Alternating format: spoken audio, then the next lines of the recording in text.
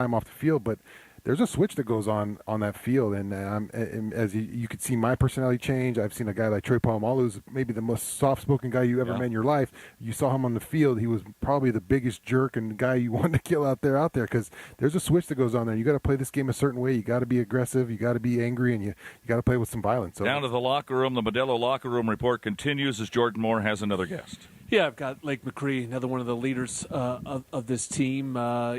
Lake, you've been through many a USC Notre Dame battle at this point. What did you think was ultimately the difference tonight in this one? Yeah, I think that's not a team that we're going to beat counting threes. Too many field goals for us and too many 3-and-outs for our offense. So we definitely got to be better there. And they're a really good team, and they deserve that win. I thought you guys tried all night to be balanced, but it was just tough sledding in the run game. Obviously as a tight end, you're working in both. What were you seeing up front in terms of trying to win that battle and open some holes for King and Bryant? Yeah, they are very physical and tough up front, and we did not do a good enough job in the run game. Obviously the numbers show that, so that's something that we're going to have to work on in this bye week we have coming up, and fix that for sure. Guys, go ahead for Lake. Sean Cody in the booth, man, tough one tonight. You scored that touchdown, great. But talk about the difficulties of, the weather tonight. Obviously, in the past game, it's going to make it a challenge. Ball's a little more slippier. What were those weather challenges like? Yeah, I mean, it's definitely not ideal, but it's also not an excuse. We work, wet balls all the time in practice. So I got to be better. I dropped the ball, and I know we had a couple other ones. So unacceptable for us to do that tonight, and it's definitely not something we can blame on the weather. You've always been a leader on this team, and I'm sure the guys look to you. I know we go to you because you're so good with talking to us after these tough situations. But this season there's a lot still to ride on here. You guys got some big games coming up. Obviously a bye week. What's your message to your guys as you got some big games to play for here? Yeah, I mean, I think win or lose, you got to be the most successful teams are the teams that can reset every week. No matter what the result was the week before. So that's what I'm going to tell my guys. We're going into a bye week, which is not ideal, so we have to, have this taste in our mouth a little longer than we want. So, but I think just reset, take it 1 week at a time, one opponent at a time, and we'll do that, and we're on to the next one. Was it reasonably easy to reset after the Illinois game? Yeah, I mean, I think we're going to be in a very similar position, unfortunately, having a bye week after that one. So, unfortunately, we know exactly what we have to do to do in the bye week. That's a league game. This one was a rivalry game, but not a league game. Does this feel a little different? Yeah, I mean, all losses for sure hurt, but this one stings. Hate to say that. Yeah, I do. But and your last shot at him too. So that doesn't help. But hopefully in the future, this group of guys that's behind you will come back strong, win at the Coliseum against these guys, come back here and break the losing streak here. Yeah. We thank you for your service to this team, this university, and to our broadcast to come on in a situation like this. Yes, sir. Thank you for having me on. I appreciate it. You bet. Thank you for being with us. Next time we go back down, and I'm not sure that he's ready now, but probably not, we will have Lincoln Riley with Jordan Moore down in the locker room. As the Modelo locker room report will continue, we'll come back and chat amongst ourselves as we always do until the coach gets with us, and we'll do that after these messages. Notre Dame beats SC 34-24 on the ESPN LA USC Trojans Football Media Network. All right, class, settle down. Today's lesson is on the Arco Rewards app. Try to stay with me. The fundamentals are simple. Earn at least 5 cents a gallon in rewards, then redeem them later for up to $1 off every gallon. Now here's where it gets complicated. Oh, wait, it doesn't. It's as simple as downloading the Arco Rewards app to get started. Class dismissed! Savings of up to $1 per gallon redeemable with 20 rewards dollars in your loyalty account. At participating locations, terms and conditions apply. In the summer of 1997, Stone IPA was first brewed. We weren't trying to create the next big thing in beer. We just wanted to make the first anniversary ale of our dreams. Crisp, light-bodied, and still packed with hoppy flavor. That little recipe went on to become our flagship beer and inspired a generation of brewers and beer lovers. From that first batch to today, Stone IPA is still the iconic West Coast style IPA. Looking for the play of the day? That's easy. Fight on to victory with USC and fly on faster with ONT, the fastest and easiest airport experience in SoCal. Not to mention Ontario International Airport has over 90 nonstop flights to 30 major destinations with less traffic coming in and out. In other words, getting there is a breeze, and so is following our Trojans anywhere the season takes them. Because let's be honest, faster is always better when it comes to your airport. Start planning your next journey today at SoCalSoEasy.com. This is USC football on the home of the Trojans. 710 ESPN and the all-new ESPN LA app. Your destination for LA sports. Fight on! 16th-ranked Missouri beats Auburn on the road 23-17 in triple overtime. BYU at home, 15th ranked, now undefeated, 7-0. And they knock off number 23 Utah 24-21. The Holy War, this time in Provo, Utah. Beautiful town. We've been there a couple of times. What else can we tell you? The Kings hockey team is tied with the Hurricanes 3-3 in overtime. And the Dodgers won the pennant. Yeah, I heard Shohei Ohtani had a pretty good game. Yeah, he was all right. 10 strikeouts and 3 home runs in the same game. Boy, oh boy. Sounds like me in Little League. Yeah. Was it? Did you play pretty good ball, Little League? I imagine you were pretty good. Yeah, I don't want to talk about that. And so the Dodgers will open against either Seattle or Toronto. And if it's Seattle, it'll be home on Friday, and if it's Toronto, it'll be on the road on Friday. And Seattle leads Toronto 3-2, and they'll play Game 6 tomorrow in Toronto, and Game 7, if necessary, on Monday. So a little baseball action coming up this week for you. We'll be off next week before going to Lincoln, Nebraska to play the Cornhuskers. Dylan Raiola got sacked 9 times last night, and they lost to Minnesota on the road. 24-6, though. Nebraska's season's kind of imploded on them here. Yeah, they've been waiting for Matt Rule to kind of figure that thing out, especially with his young quarterback at this season. It doesn't look like it's going the way they want so far, but Matt Rule was being talked about as a head coach possibility at Penn State, so maybe that's kind of playing into this. Yeah, who knows what that's going to be, but I'm sure when the Trojans come to town, it seems like these teams know how to get ready for them. Nebraska on the road, Northwestern at home on a Friday, Iowa at homecoming on a Saturday. The Trojans should be favored in all 3 of these games. Should be favored against UCLA at home at the Coliseum. Bruins have looked better lately, certainly. Probably be an underdog up at Eugene. And that one will be, if the Trojans can win those next 3, as I mentioned earlier, then SC goes in with 1 loss. Oregon goes in with 1 loss in the conference. That could be a wild ball game probably at night at Oregon. Yeah, feels like a long way away still. Got some wounds to heal here and some big games to still win, but that's definitely one that you love to get that win up in Oregon. We haven't been there for a while. Their fans are enthusiastic. Yeah, let's say, and the weather could be a factor there too. In mid-November, it could get a little chilly, and you never know. But some snow as well. Well, we're awaiting the arrival of Lincoln Riley to talk to Jordan Moore as our Modelo locker room report continues. The Trojans lose this one, 34-24. Had a look at it, JJ. The Trojans took a lead of 24-21. But gave up a 100-yard kickoff return. Have you been in a game where it turned around that violently and that quickly, and everything felt like right at that point it just felt like it fell apart? JJ, a game of this nature, but it's just tough, and the Trojans have to go back and realize that there's still a lot left in this season. Their backs are against the wall now, and they need to play like it. You know, there was moments in that game where I thought the defense did have some stops. You know, they got some 3-and-out. They had a couple where they got out on 3rd down as a defense, and just unfortunately, just you got to time those things up as offense and defense sometimes to make it work. But just not enough on that end. But there were some stops that they made happen tonight. Obviously, they didn't score 60 points tonight, so they did some things right. Now, Sean, let me ask you a question.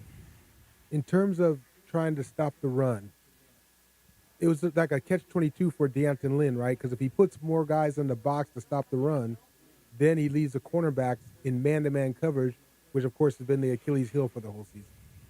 Yeah, it's kind of stuck in a hard place right now, especially, when you can't stop the run with 6, 7 guys in the box, and you got to bring more guys in there. Then how do they counter? But I just you got to stop something first. And to me, it's just like, all right, we're going to sell out to stop this run. We got to get this run game slowed down somehow. And now if that means you give up some pass games, hey, so be it.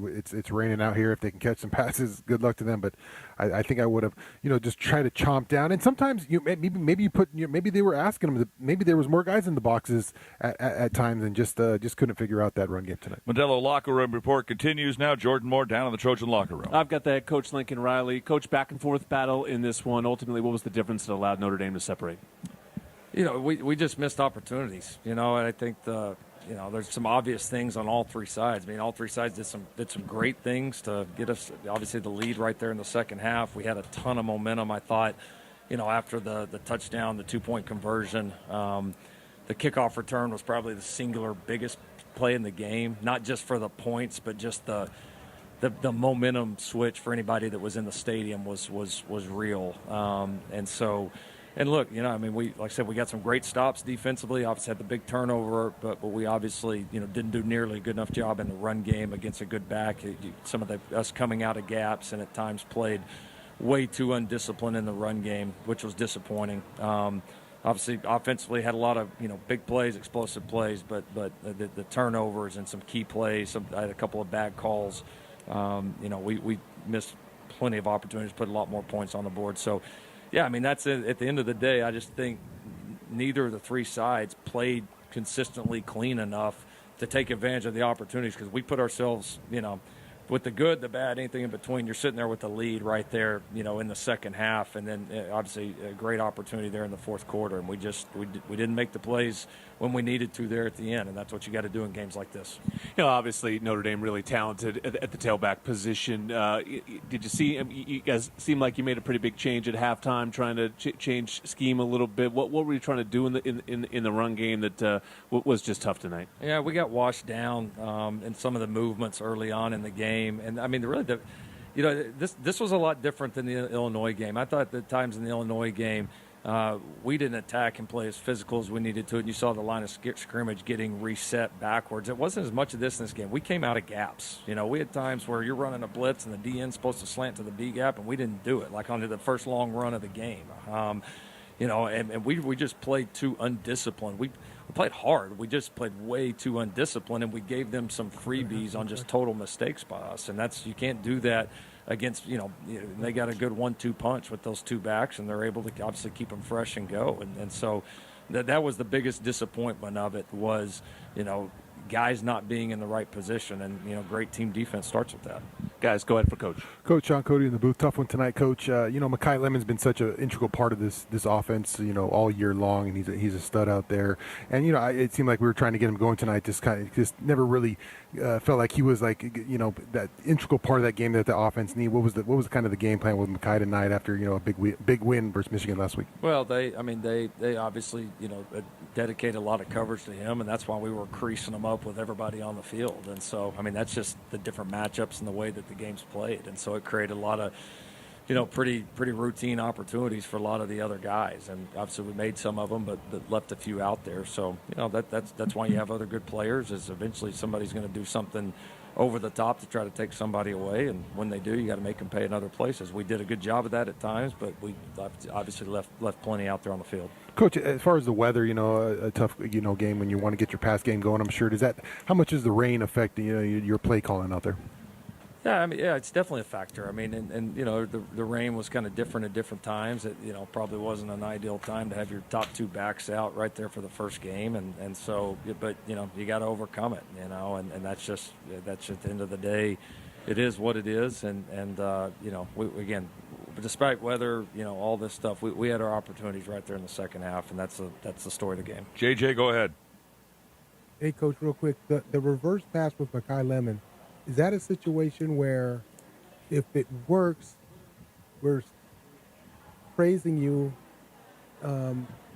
more as what you are, as one of the best play callers in college football, and if it doesn't work, and of course the last thing you want him to do is fumble the ball, is that where one of those plays where if it works, you're a hero, if it doesn't work, then everybody will say, why did Mekhi Lemon fumble, or second guess it, I guess that's Yeah, no doubt. That's the nature of those types of calls, and you make those and you understand that they're sometimes going to have some risk. Obviously, we didn't intend on him, fumbling the ball, but I mean we're not going to call plays scared. We're sitting there against UCLA last year and we throw a double pass and everybody's praising how cool that was and this and that. I mean, like that's how these go at the end of the day. And honestly, the timing of some of those certainly could have been better on my part. I got no problem owning up that I got to be better for my team. Coach, strange scheduling and that we have a second bye in 4 weeks. Do you handle this bye any differently than you did the first one? Yeah, I mean, it's the last one. We've had a heavy two-game stretch here, against two really good opponents. Both been heavy-hitting physical games on all sides. So, yeah, we definitely have got to, we still got a mix of guys that we got to get back healthy here for this stretch Big Ten run. I know we're all disappointed right now. Nobody's more disappointed than me in us not finishing this game tonight. But also cannot forget, we got a damn good record right now. One of the best conference, if not the best conference in America, and we're in really, really good position there. And so we got to come have a great bye week, get some work done, get some guys healthy, and get ready for the stretch Big Ten run. I think what I hear there is everybody take a deep breath. Let's get ready for that. Exactly. Coach, thanks so much. We'll see you on the plane. All right. That was thanks to Coach Lincoln Riley for joining us on the Modelo Locker Room Report. That was the final word from head coach Lincoln Riley, brought to you by Smart & Final. Smart & Final is a proud sponsor of USC Athletics, and they're ready to help you add some serious flavor to your game day snack spread. Back down to the locker room. Jordan, one final comment from you.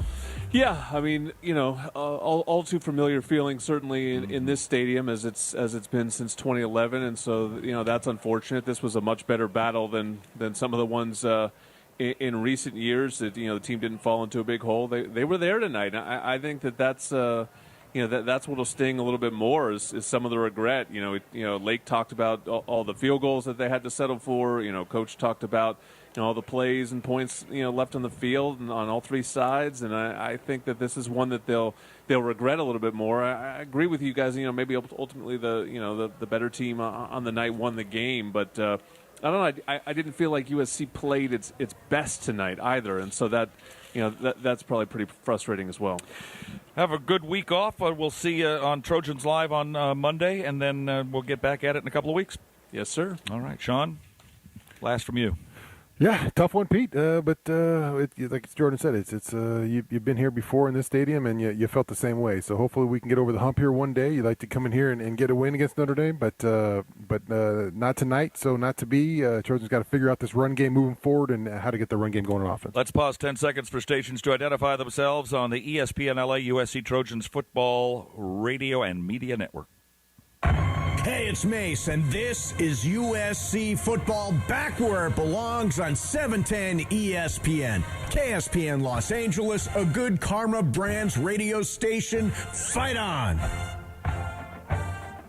And so our next broadcast is Saturday, November the 1st, when the Trojans take on the Nebraska Cornhuskers from Lincoln, Nebraska. We don't know the kickoff time. Probably find that out tomorrow or Monday.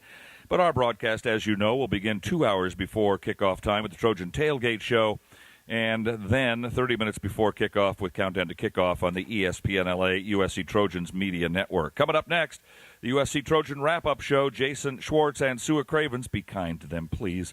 Talk Trojan football and take your calls. And it's 877-710-3776. That's 877-710-ESPN. Our thanks tonight to our studio board operator, Kasim Diakate. Highlights with Jose De La Roca. Our spotter and statistician, the great Bert Awada. Producer-engineer Rick Cutler. Producer-director Gia Lares. And the executive producer of USC football is Matt Wells. For Sean Cody, Jordan Moore, and John Jackson, I'm Pete Arbogast, the voice of the Trojans, reminding you again, darn it, the final score, Notre Dame 34, SC 24. All we can do is fight on, everybody. You've been listening to the Modelo Locker Room Report, brought to you by Modelo, the fighting spirit of the USC Trojans. Pechanga Resort Casino, proud partner of USC football. I Trust Capital, the official crypto platform of the USC Trojans. And by Salaya Tequila, Proud partner of the USC Trojans. proud partner of the USC Trojans. Stay tuned for the USC Football Wrap-Up Show presented by Modelo, the fighting spirit of the USC Trojans. Jason Schwartz and Sua Cravens will talk all things USC football. Take your phone calls and more. Right here on the ESPN LA USC Trojan Media Network. Presented by Pechanga Resort Casino. If you are a fighter, Modelo is your reward. So listen close. You put up with a lot, but you always hold it down for your people. You are strong. You are fearless. You are the baddest on the block. You are an elbow grease factory, a force of nature. You are not to be reckoned with. You are a ride or die, a powerhouse of productivity. You are a fighter, and Modelo is your reward. You've earned every last drop of this rich golden lager, so raise it up high. Modelo, the mark of a fighter. Drink responsibly. Beer imported by Crown Imports, Chicago, Illinois. At Ralph's, you never compromise. You get high quality and low prices. Like you never compromise your meal with our spring salad mix, guaranteed fresh. And you never compromise your budget with low prices in every aisle. And you never compromise your appetite with our golden brown bread that's baked fresh in store. And you never compromise your wallet with our low prices. Ralph's shoppers never compromise. Ralph's. Serving SoCal for over 150 years. A Jersey Mike's sub bowl is any sub without the bread. They're great anywhere.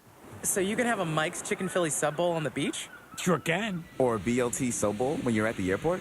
Absolutely. So I can have a turkey provolone sub bowl on a date with my mom's lifelong best friend? Are you sure it's a good idea? Linda knows how to handle me. Yeah, it's like we've known each other forever. Because you have, Linda. Your favorite sub in a bowl for any time, anywhere. It's a Jersey Mike's thing. A sub above. For a USC touchdown. It's time for the USC Football Wrap-Up Show presented by Modelo. The fighting spirit of the USC Trojans. We will break down the game, hear some highlights, and take your calls.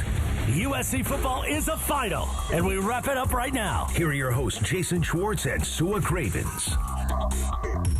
What's going on, everybody, and welcome to Trojans Wrap-Up presented by Modelo. Jason Schwartz and former Trojan Sua Cravens here with you as the Trojans fall at Notre Dame, 34-24, the final score. USC drops to 5-2, still 3-1 in conference play. But now we're looking at the backstretch of the season. 5 games left after this one. USC probably needs to win out to qualify for the college football playoff. Plenty to talk about looking ahead and also about tonight's game. 877-710 ESPN, 877-710-3776. Taking your calls, get in the queue, and Sua, where do you want to start tonight? No, nowhere. Let's just wrap this up and let's go home and let's start the bye week. You know, that sounds great. Sounds like a plan to me. Well, I think a lot of people are going to want to start with some of the play calling tonight, and we can talk about that. We can also talk about the struggles on the run defense. But at the end of the day, I think USC at times, obviously, they were in this game. They had that big late touchdown there in the second half with the 100-yard kickoff return, obviously. Swung the momentum back to Notre Dame. And then, rushing yards in this one. Notre Dame, 306, USC, 68. That's going to be hard to get it done at a place like Notre Dame. But yet, SC still had a chance. I mean, they made some plays when they needed to keep them in this game. And, they were just debating it before, Pete and Sean and Jordan and JJ, about whether or not this game was about Notre Dame just being the better football team or USC just not playing well enough to win. And I think at the end of the day, maybe a little combination of both. Yeah, there's definitely a combination of both, but you're not going to be anybody you give up 300 yards rushing. That's abysmal. That's awful. That's atrocious. Well, what's another negative connotation I can use for bad? It's everything. And on top of the fact that we still had a chance to win the game. Notre Dame allowed us to stay in this game. And then the mistakes on offense that kick in, the bad interception by Mav, the first one, and then follow that up with the just bonehead decision by Mekhi to try to maybe throw the ball away. Jacoby didn't even run a route. So it's like even trying to throw the ball away right there is just take the loss. The play, just an awful play call on top of that. So, and for what it's worth, look, I know, again, 877-710 ESPN is our number, 877-710-3776. I know that most of the calls we're going to get are going to want to talk about the play calling. Look, to his credit, Lincoln said it in his postgame press conference that it was a stupid call, said he needs to be better. He said it when JJ asked him about it just now, too. I mean, that doesn't change the fact that it happened and obviously really changed the game in that moment. But, you go to the early decision to kick or to not kick, to go for it on fourth down. Can't get the ball over you don't throw it past the first down marker. Then you got that play there. And then the last fourth down, when USC runs it on 3rd and 6 or whatever it was, and they end up with the 4th and inches, and then you got Mayava rolling out and throwing an incomplete pass rather than just trying to sneak it and get the first down run that way. There was a lot of questionable play calls and sequences that were not needed in critical downs. And again, we're going to hear about 1,000 phone calls about play calling and what are we doing? And we are talking about it now, so let's avoid that when we get on the phone call. I don't want to talk about play calling because we're addressing it now. It was questionable. There was a lot of bad play calls and stupid. How many years have you been doing this? Everyone's gonna bring it up because that's what they want to talk about. I have to be here at 4 a.m. Okay, so I don't want to be on phone calls of people hearing us say the play calling was questionable. Shouldn't have ran that. What the hell are we doing a reverse pass in the rain for with the wide receiver when our quarterback is struggling to throw in the rain? It's stupid. Lincoln already acknowledged it, admitted it, owned it. We agree. Dumb. Part of the reason why we lost the game. I don't want to hear 5-minute-long soliloquies from callers saying the very thing that we just said. I think that's fair. What would you like to hear from the callers? Let's talk about something else. Let's talk about something that's not said on the show. Something that's not said on the show? Yes. I haven't talked about our kicker. Our kicker's a godsend, by the way. We should have kicked the field goal instead of running those 2 weird play calls in the red zone in the first half. Maybe it would have been a different game. Who knows? You think people are going to call to talk about how good our kicker is? Maybe not pass the ball to get into the red zone and then give up the first 2 downs of the game by running inside zone to a wall that we haven't got penetration on at all today. Maybe do that. Is that good enough for people listening? Or I've addressed the play calling. Well, let's do something we're going to do at least twice on this show, and that's talk about Ralph's. Trojan fans at Ralph's, you can get high quality and low prices so you never have to compromise your budget.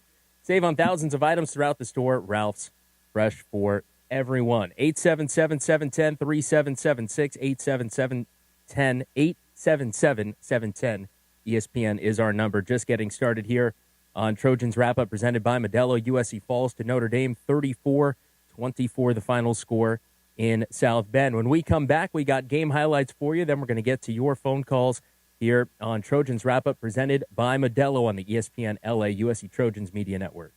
All right, USC Credit Union team, huddle up. Maria wants a new sedan, and we're the team to get it for her. Tommy, what are the specs? Blue, 4-door, electric. She likes the safety features and fuel savings. Great, because at USC Credit Union, she can get a discount for an EV. Plus, our auto loans already have great rates and flexible terms. All right, team, let's get her approved on 2 great rates.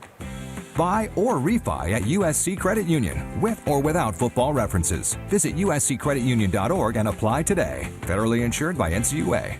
Love staying ahead of the game with the latest tech? Meet Helium Mobile, the first phone carrier powered by the people. Experience coverage from the nation's largest 5G network and a network built by people like you. For just $20 a month, get unlimited talk, text, and data. Plus, earn crypto for contributing to the network, which you can use to pay your phone plan. Whether you're a USC Trojans fan, student, employee, or just trying to save a buck on your phone bill, Helium Mobile is for you. Make the switch today at HelloHelium.com. Fight on!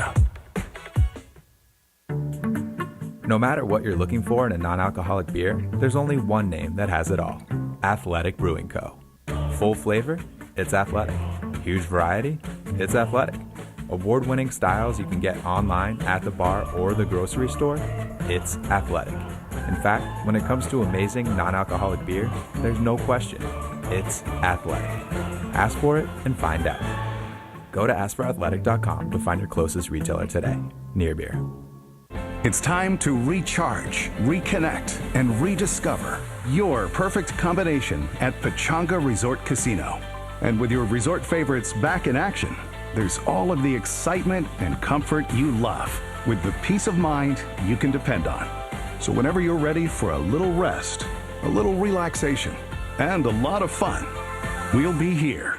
Play your perfect combination at Pechanga Resort Casino today.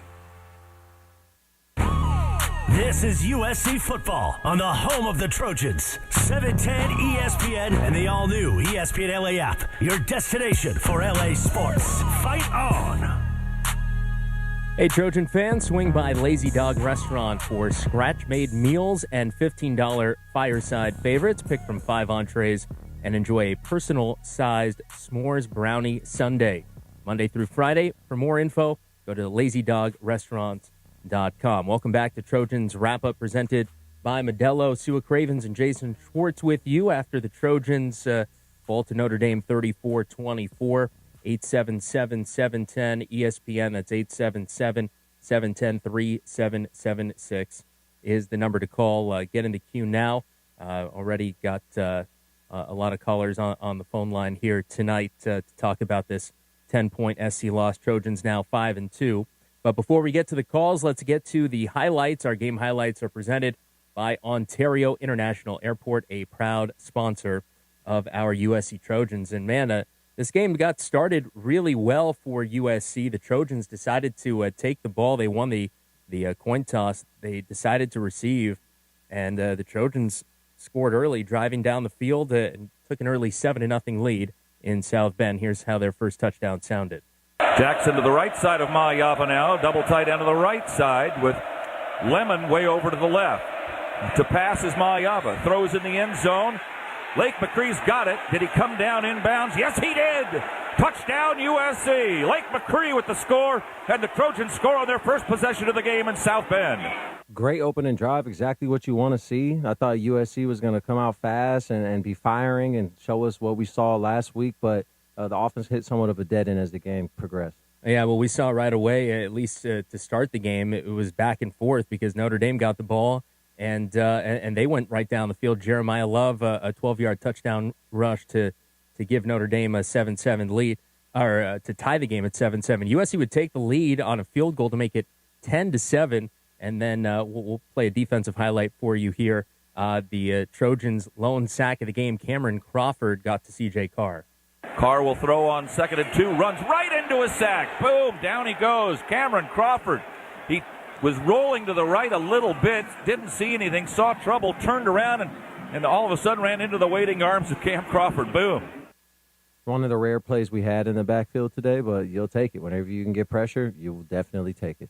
Trojans would fall behind 14-10, and late in the first half, in the second quarter, a wild play that really kept USC in the game. The Trojans down 14-10, Notre Dame knocking on the door, and C.J. Carr just made a terrible freshman mistake.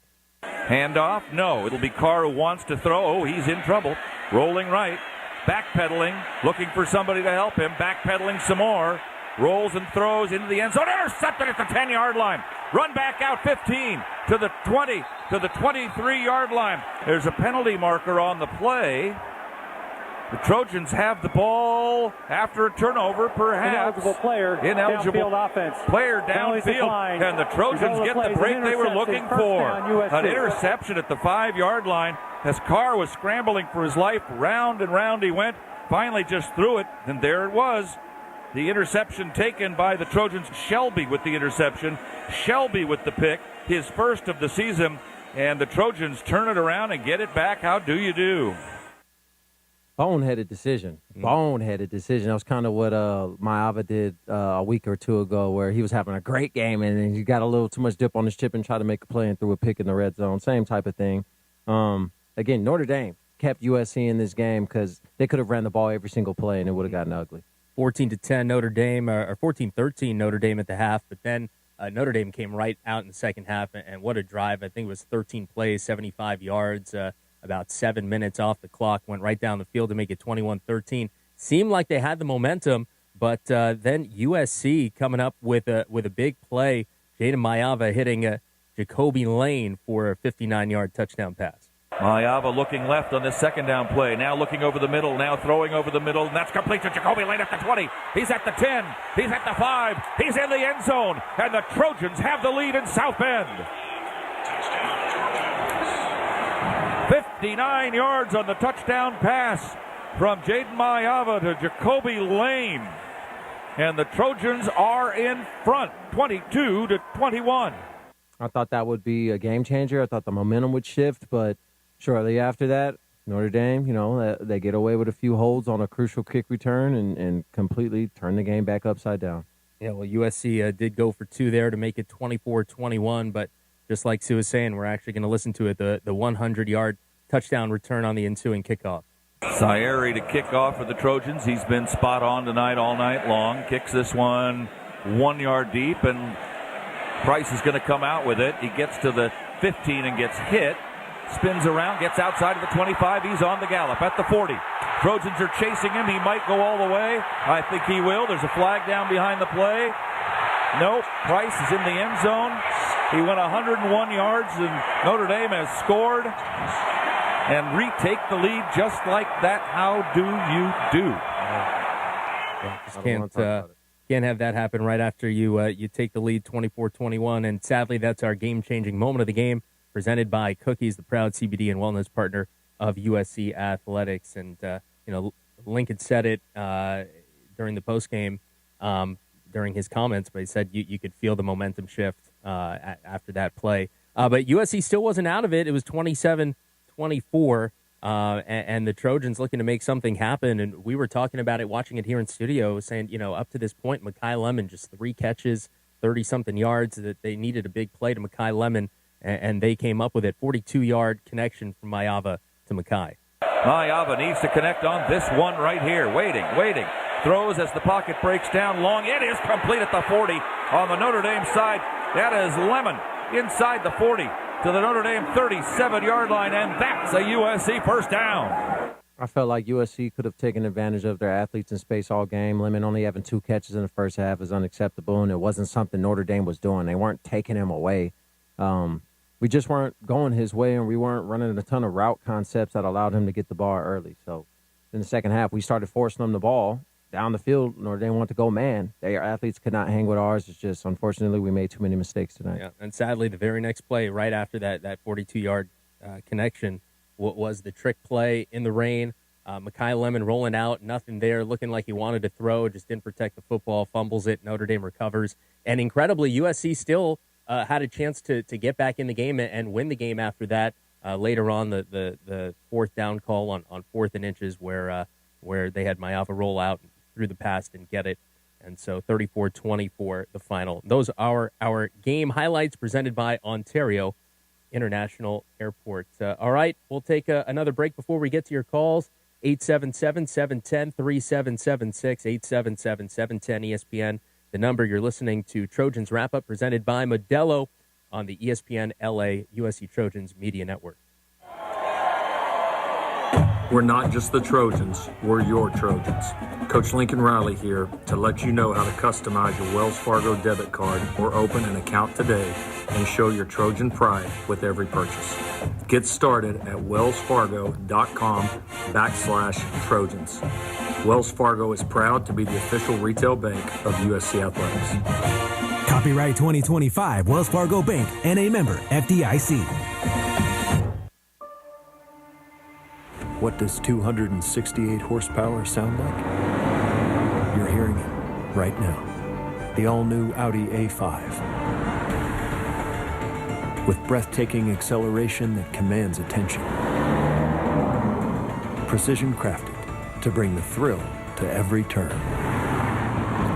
This is powerful performance.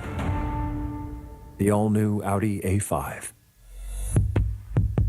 Tommy Trojan is at the 10, the 5, touchdown, USC! Make big plays on the field and in life. With iTrust Capital, you can buy and sell crypto 24/7 in a secure premium custody account or in a tax-advantaged crypto IRA. iTrust Capital is easy to use and has no sign-up fees. Don't be a Monday morning quarterback. Make big plays now. Visit itrustcapital.com/USC to start investing today. Use promo code Trojans to get $100. iTrust Capital, the official cryptocurrency platform of the USC Trojans. Taxes and conditions may apply. Fees apply. Cryptocurrencies are a speculative investment. investment. If you are a fighter, Modelo is your reward. So listen close. You put up with a lot, but you always hold it down for your people. You are strong. You are fearless. You are the baddest on the block. You are an elbow grease factory, a force of nature. You are not to be reckoned with. You are a ride or die, a powerhouse of productivity. You are a fighter, and Modelo is your reward. You've earned every last drop of this rich golden lager, so raise it up high. Modelo, the mark of a fighter. Drink responsibly. Beer imported by Crown Imports, Chicago, Illinois. You're listening to USC Football. Hear every moment of USC football on 710 ESPN and the all-new ESPN LA app. Trojan fans want the inside scoop on this game and all things Trojans. Be sure to sign up for the 3 Torches presented by Smart and Final. It's a free newsletter that'll hit your email inbox 3 times a week with game info, player insights, and more. Go to usctrojans.com/3 Torches and sign up. Welcome back to Trojans Wrap-Up presented by Modelo, taking your phone calls after USC's 34-24 loss at Notre Dame. Sua Craven's Jason Schwartz with you, and let's jump right into it and rip the Band-Aid. 877-710-3776 is our number. Plenty of calls to get to, so we'll get it started with who else? Helen of Troy. Helen from Texas. Helen, how you feeling after USC's latest loss to Notre Dame? Well, I had a pit in my stomach the whole game, but I want to get this in. I just want to make a note because I forgot to mention it last game. October's Breast Cancer Month, and we're so close to wiping this disease out, so everybody needs to really work hard, especially this month, to work on that. So I knew it was going to be a hard-fought game, and our touchdowns from Lake McCree and Jacoby Lane, they just weren't enough. But I love the sack from Cameron Crawford and the interception by Shelby. And I was praising our kicker last year. I think our kicker is awesome. He is absolutely fantastic, Sayer. He just Helen's just sucking up to Sua. She's just trying to earn brownie points with Sua right now. I know, but I said this the Michigan game and before. He's so calm, and it just goes in there. Yeah, and it's a game changer, especially when you look at Notre Dame's kicker tonight and the fact that, he helped USC stay in the game. A shanked close range field goal plus a missed extra point. Like, USC stayed in the game because of Notre Dame's kicking struggles, and obviously stayed in the game because of their own kicking success. Maybe we should have done some more kicking instead of trying to do other things because of the weather. And here's another great thing. We only had 2 penalties. Yahoo! I'm liking that. But, guys, we have to stop the run. They need to prepare. They need to watch more film, especially when they know we're going to be having a team that has a runner like Love. He's probably going to get the Heisman. He's an amazing runner. I don't know. I'm not into that. I don't pay attention. But, certainly looked like it tonight. Had other runners that took over for him, too. So they have to watch the film over and over again. And maybe, as I said before, get a nice big film of the Iron Curtain of the 70 Steelers and watch them over and over till it's burned into their head. I don't know. But on a side note, this is something people are not talking about. We cannot stop the longest rivalry in college football. This rivalry is college football. We were playing college football when other teams didn't have a team. We all grew up watching Notre Dame football and USC football. They are on every Saturday, and they deserve to be because we are really great teams. If the powers to be stop this rivalry, Newt Rockne will come out of his grave, and he will haunt them, and they will find no peace, and none of their family will find no peace for the rest of their lives.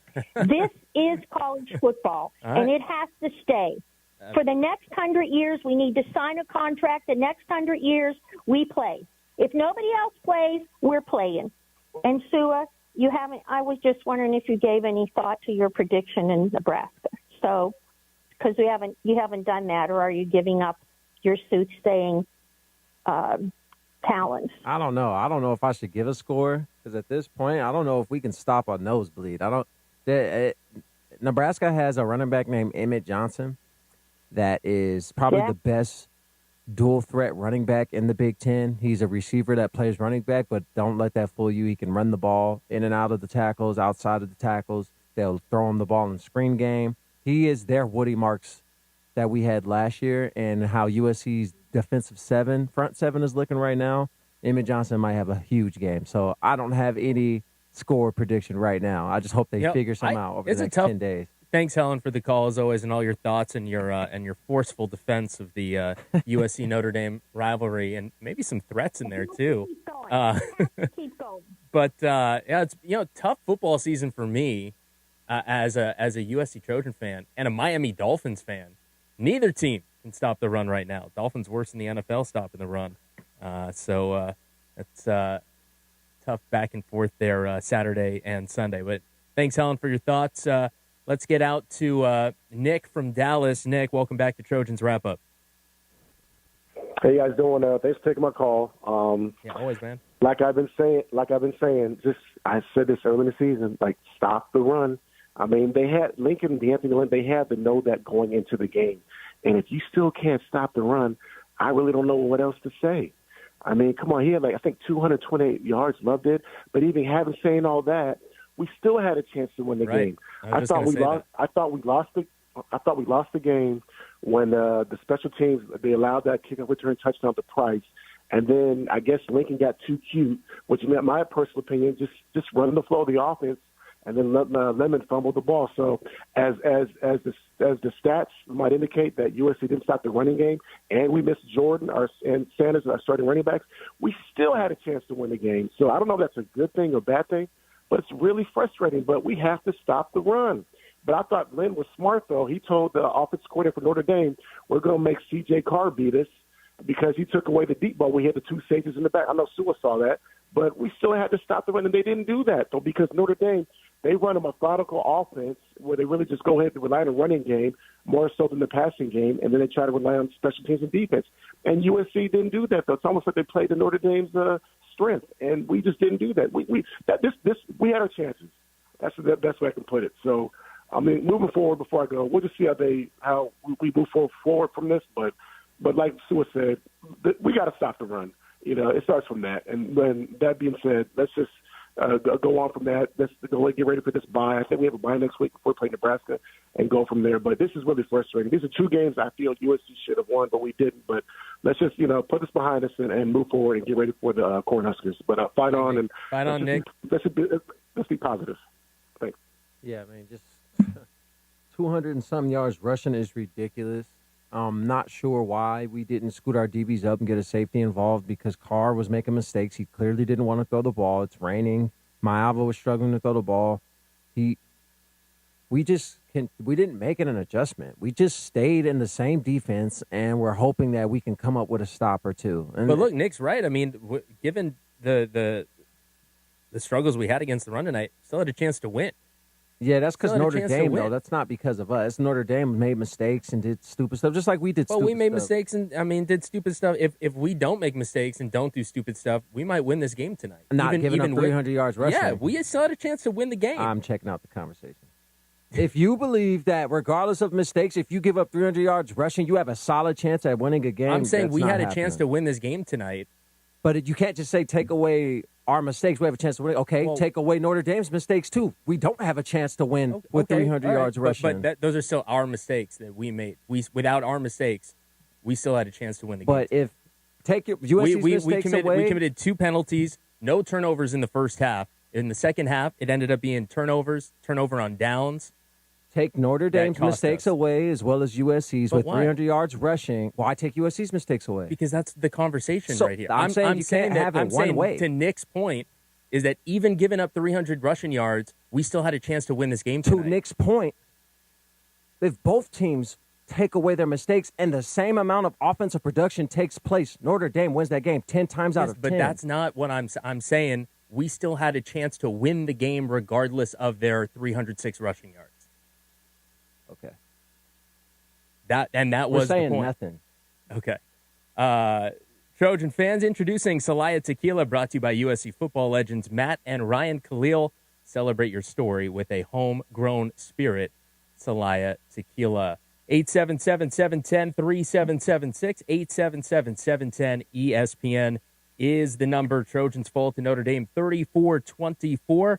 More of your phone calls when we come back on Trojans Wrap-Up, presented by Modelo on the ESPN LA USC Trojans Media Network. Children's Hospital Los Angeles is where groundbreaking research meets unparalleled expertise. It's where exceptional care is tailored 100% to kids. It's where every specialist, every room, every innovation revolves around one need, your child's. Whether it's routine care or a life-saving procedure, CHLA is where families turn to when outcomes truly matter. Children's Hospital Los Angeles. 125 years of building hope and healthier futures. Go to chla.org today. All right, everyone. Welcome to ARCO Rewards Orientation. I'm Hannah. Whoa. Is everything okay? That's a code green. Someone just earned at least 5 cents a gallon in rewards. Wow. Another one? Well, that one's a code gold. The customer just redeemed savings of up to $1 a gallon. Impressive. What does that one mean? Oh, that's just Piggy. He gets excited when we talk about rewards. Savings of up to $1 per gallon redeemable with 20 rewards dollars in your loyalty account. At participating locations, terms and conditions apply. Hi, Trojan fans. Are you ready to fight on? Fruitist Blueberries got your back. All across the gridiron, straight into the end zone, our berries pack flavor and crunch into every bite. Get ready for Fruitist Blueberries, official superfruit snack sponsor of USC Trojans football. Delicious, healthy, and always ready to win. Snack smarter. Snack Fruitist, because even our berries fight on. Fruitist, Fruitist, for the love of fruit. Available at stores near you. At Ralph's, you never compromise. You get high quality and low prices. Like you never compromise your meal with our spring salad mix, guaranteed fresh. And you never compromise your budget with low prices in every aisle. And you never compromise your appetite with our golden brown bread that's baked fresh in store. And you never compromise your wallet with our low prices. Ralph's shoppers never compromise. Ralph's. Serving SoCal for over 150 years. This is USC football on the home of the Trojans. 710 ESPN and the all-new ESPN LA app. Your destination for LA sports. Fight on! Trojan fans, you can listen to USC football and all the biggest college football and basketball games on the TuneIn app. Free internet radio. 877-710-ESPN. 877-710-3776 is the number to call. Trojans Wrap-Up presented by Modelo. Sua Cravens and Jason Schwartz with you. Wrapping up the Trojans' loss at Notre Dame 34-24, USC 5-2, heading into a bye week. And then November 1st at Nebraska in Lincoln is USC's next game on the schedule. Not an easy one by any means. Let's get back to the phone lines. We've got, let's go to Pam in Temple City. Pam, always a bright light. What you got for us tonight, Pam? Oh, thank you. I hope I don't say anything you don't want me to say, Sue. I know you want me to talk about play calling. I'm trying to bring things up that haven't been said yet, but as we get later in the wrap-up show... Pam. You can say anything you want. Thank you. As we get further in the wrap-up show, it's harder to be original. But first of all, I hate that we have to have this daggone loss before a bye. We have to have this stupid taste in our mouths for 2 weeks. But the other thing I wanted to say is I don't think we are the least bit prepared for Notre Dame, and I think they were prepared for us. And the second thing is, what the heck did they put Longstreet in there and have him run? Everybody in the world knew he was in there and he was going to run. At least if you're going to put him in there, why don't you have him throw a pass, which no one would have been expecting? I can't believe that was done. I mean, I know that didn't cost us the game, but it didn't help. And I don't know. I just don't see the difference in having Lincoln or having Clay Helton. I'm sorry. This is getting really frustrating. And the reason we only had 2 penalties is because we weren't physical enough. And I'm sorry I'm not a bright light, but I'm really sad, and I feel bad for the kids because I don't think they're getting the best out of the kids because they don't know how to, and they're not helping them. And I hope we don't lose them because we're not doing as well as we were hoping. And, with the NIL, we could lose them. And anyway. I mean, look, we're still 5-2 with an opportunity the rest of the season to I mean, look, if SC finishes the season 9-3, how do we feel about the season? I think we obviously lost. We lost at Notre Dame.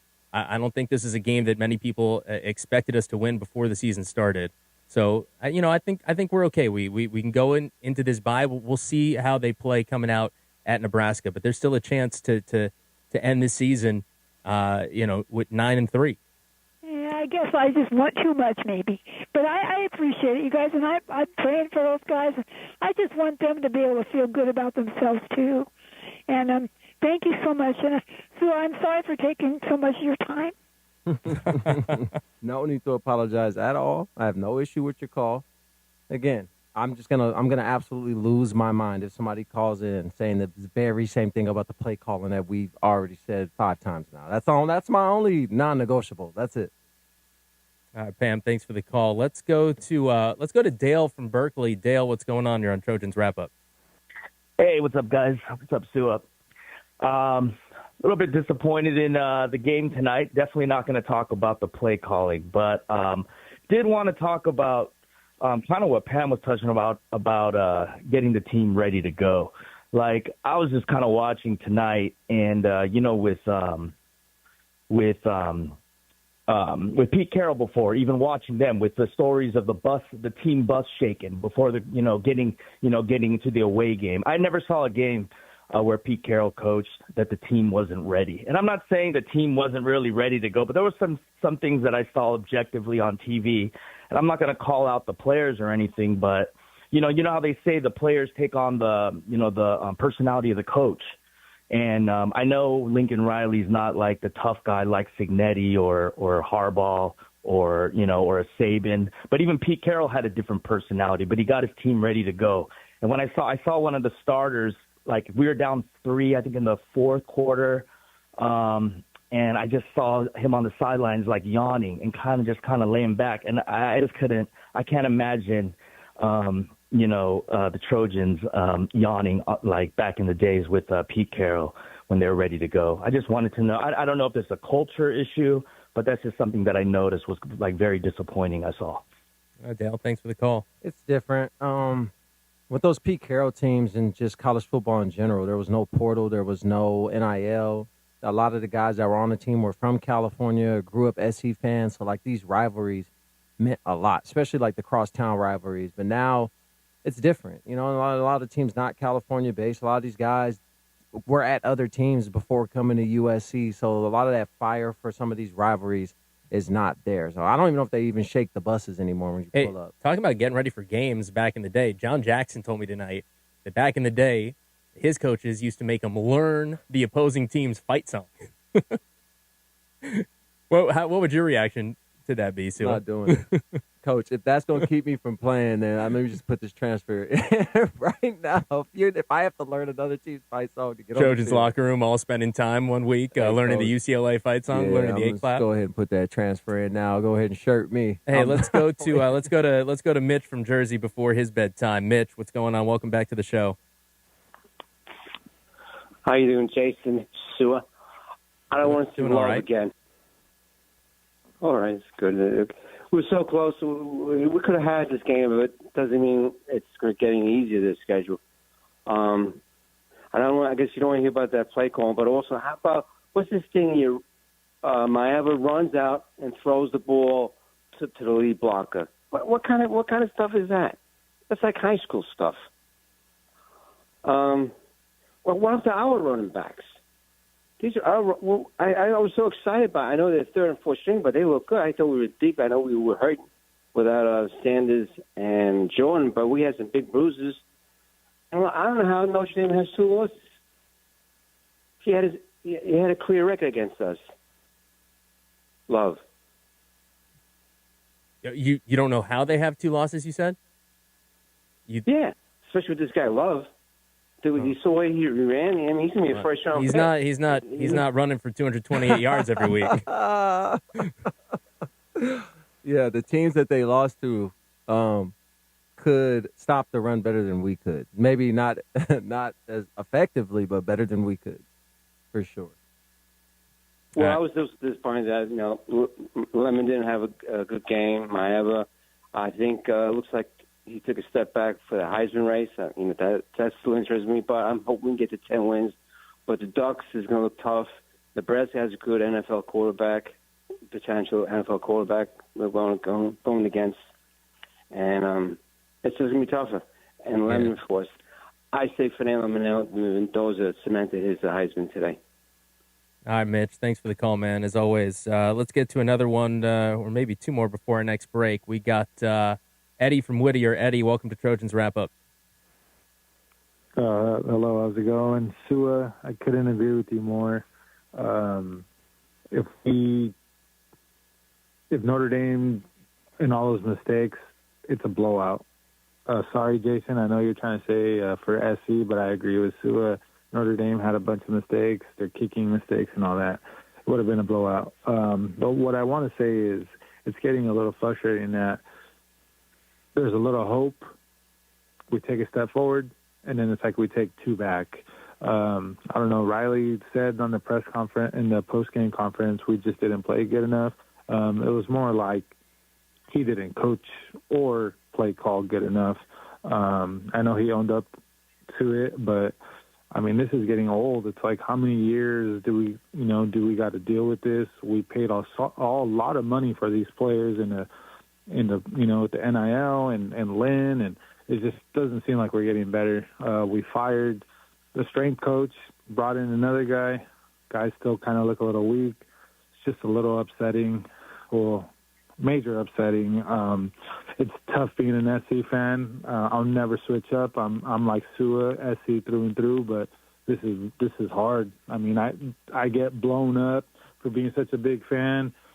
Every day I get clowned, I get made fun of. This is tough, but I'm never going to switch up. But it's like, when are we going to see the light at the end of the tunnel? It's like we take a step forward, take two back.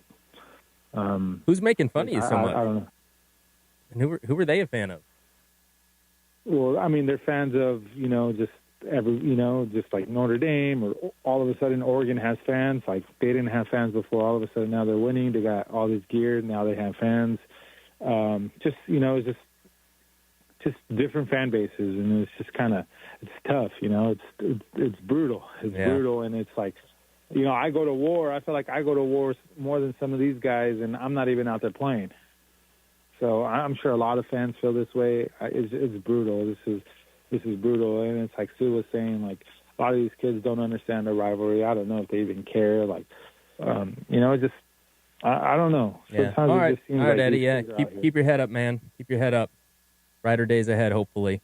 Let's get to John from Glendora. John, welcome to Trojans Wrap Up. Hey, John, you there? How's it going? Hey, what's up, John? Thanks for taking my phone call. Appreciate it, guys. So I'm a huge SC fan, just like the previous caller, through and through. Former offensive lineman, and I see things differently. I just kind of question the execution. I know we played Michigan. We ran the ball very well, even with our third and fourth string running backs.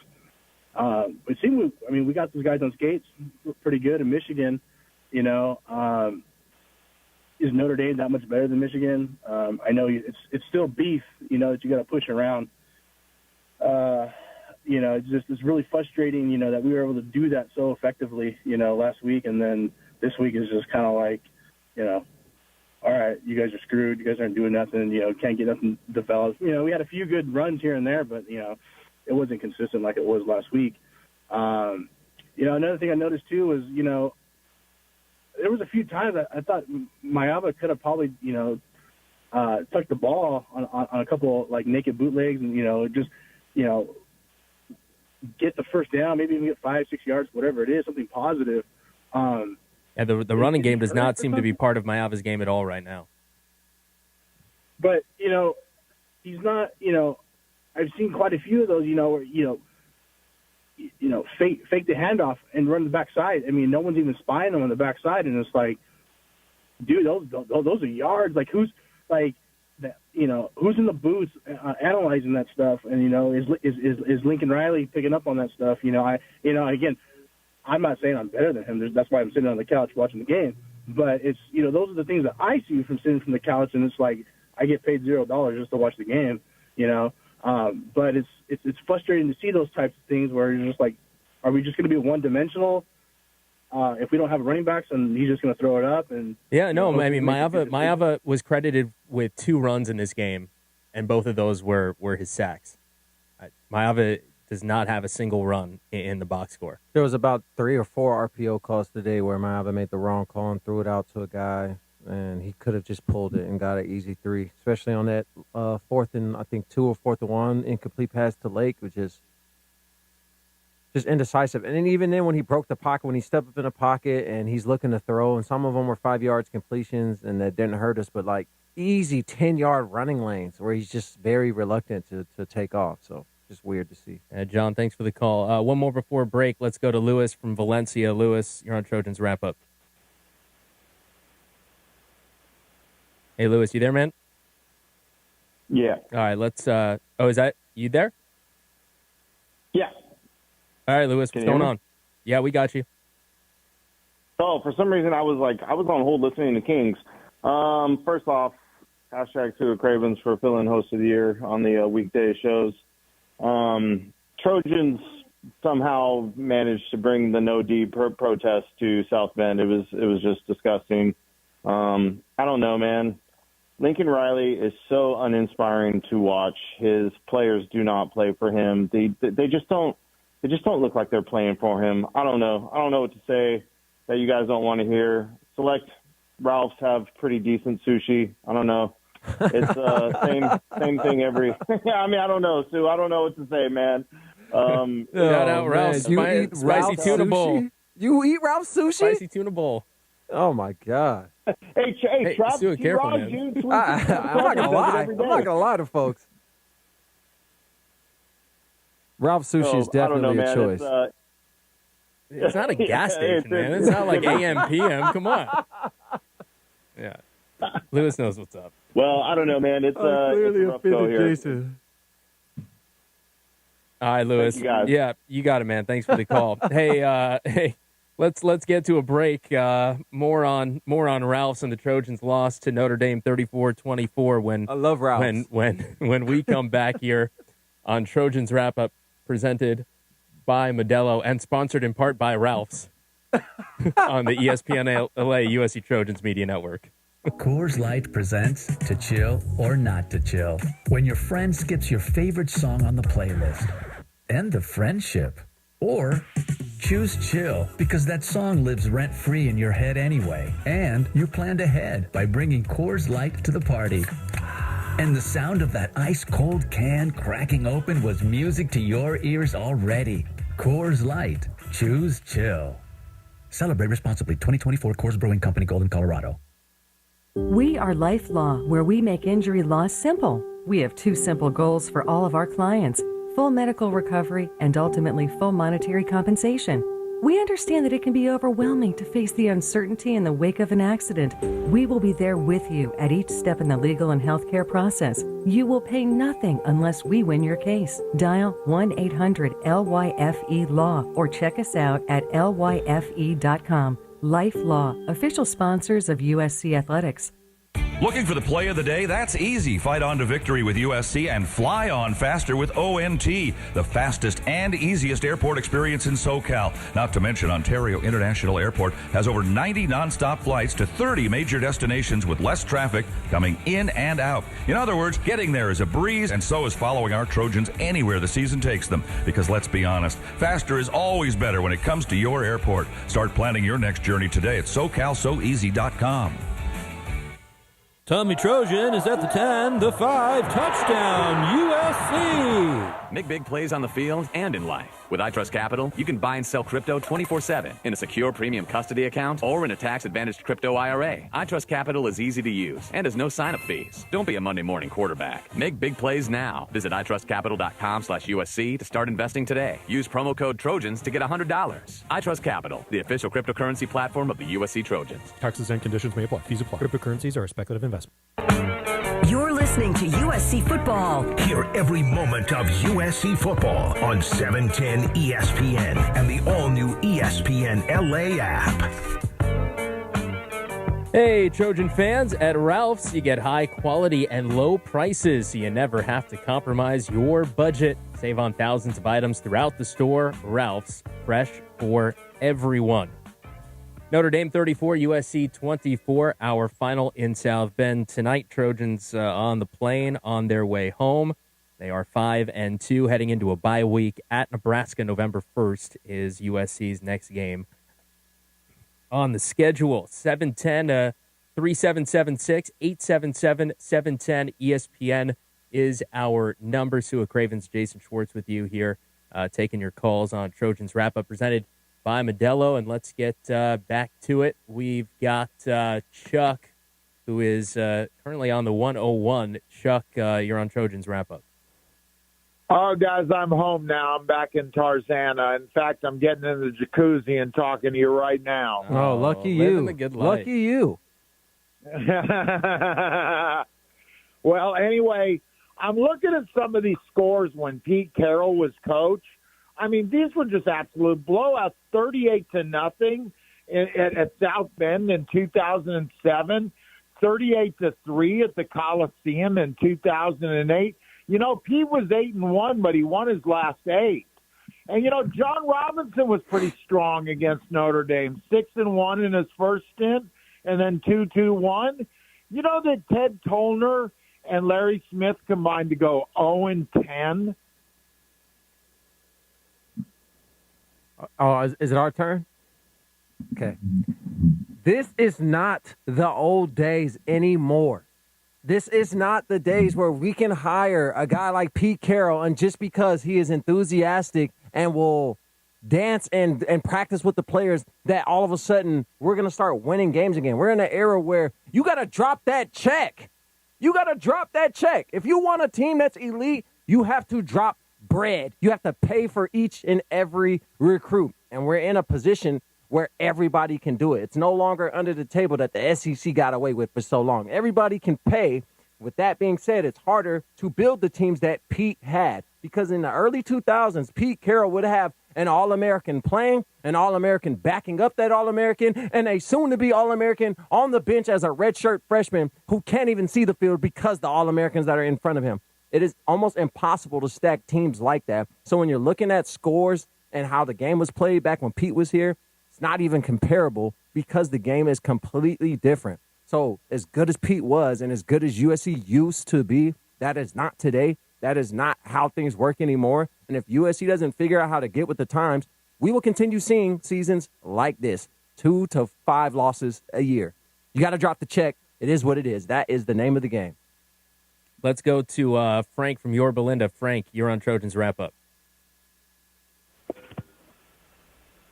All right, so Sua couldn't have said it any better. USC needs to spend money on good players. So one of the bright spots that I saw from USC tonight was Maeva. He made some tight throws. He did make some tight throws. The killer of the freaking game was that kickoff return. Yeah, that was our game-changing play of the game. For sure. Look, Lincoln even said himself that play changed the momentum, changes a lot. Dude, it changed everything. That hold, I'm not one to complain about holding, because holding happens all game on both sides of the field. And in the first half, we were crying about a lot of holds instead of just doing something about it. But I'm not going to lie. On the kick return, 4 different players got tackled, especially number 29, who got mauled in front of 2 different referees, and they just turned a blind eye to it. Like a play like that, I understand Notre Dame fans are, you guys only got 1 penalty. I get that. Never said that USC didn't get a ton of calls, justifiably so. But on the flip side of that, to act like that kick return didn't change the game and a huge missed holding call that took place, to not acknowledge that as a Notre Dame fan or even just somebody just watching, is crazy. You're literally lying to yourself. That game changed a lot, or that play changed a lot. Let's go to Dominic from Anaheim Hills. Dominic, welcome to Trojans Wrap-Up. Hey, guys. Thanks for taking my call. First-time caller. Yeah, welcome to the show, Dominic. Thank you. Anyway, I just wanted to want to say that I'm reading on social media that there's so many people calling for Riley's name to be fired, and also Coach Lynn. I think people need to pump the brakes. I think there's a lot of football still that need to be played, and this was pretty much an all-effort Trojan team lost. You know, I'm one of the Trojan fans out there, and mind you, I love the Trojans, but I'm one of not too many people probably, but I didn't think we were going to win. There was too many negatives going against us going into the game. But that's all I have. I just wanted to say that. And people just need to calm down, and we still got a lot of football to play, and just fight on. Yeah, Dominic, thanks for the call, man. Appreciate you calling for the first time. Trojans fall at Notre Dame 34-24. As far as the fans calling for what they're calling for, I mean, that's just going to happen pretty much after every USC loss, especially one at Notre Dame. But USC 5-2, and looking at the rest of the schedule, obviously at Oregon's a tough one, but I think still a chance for a positive season. I don't think a lot of people, the prognosticators at the beginning of the season, including the man across from me himself, picked this game as a win to start the year. But obviously, USC clearly had an opportunity to get it done at South Bend, so that makes it all the more disappointing. Let's go to Jack from Pico Rivera. Jack, welcome to Trojans Wrap Up. Hey, how's it going, guys? This call will be recorded. Basically, I know Jack recording us. I can talk about play call. Hello, can you hear me? Oh, we got you. Okay, great.